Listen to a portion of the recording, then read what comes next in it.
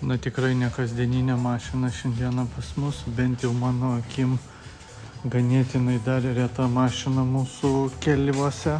Tai pagal originalą pas klientą nebuvo absoliučiai jokio apšvietimo. Tai daugmaž salone atrodė viskas štai taip.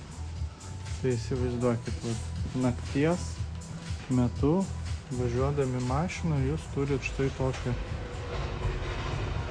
apšvietimą salone. Tai dabar gaunas padaryta viskas nuo gabaritų. Dabar mes turim štai tokį grožį.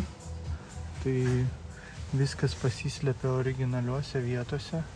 Krentantis šešėlis, centriniai paneliai, krentantis šešėlis duryse štai taip atrodo. Tada viena durų kišenė apšviesta ir antra apatinė durų kišenė.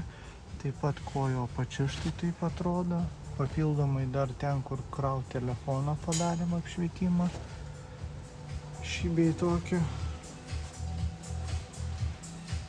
Štai čia maža juostelė pagal originalą dar būna apšviesta. Štai taip atrodo. Ir galas pas mus irgi padarytas. Čia aišku labai gal parodyt nesigaus. O, įrankis pamirštas. Tai padaryta kojo apačia šiek tiek. Apsišviečia irgi pagal originalą turėtų toj vietoj būti lemputės. Jos nėra, tai mes sumontavom savo. Štai taip jinai atrodo pas mus, jeigu pasižiūrėsim. Tai idealiai tiko pagal išmatavimus. Turim trijų išmatavimo.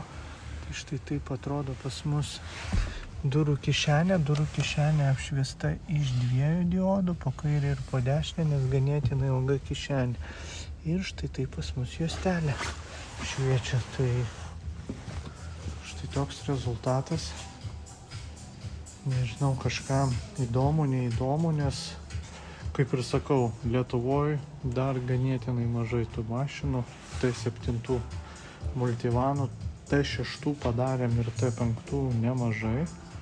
Tai greitų metų irgi įmėsim video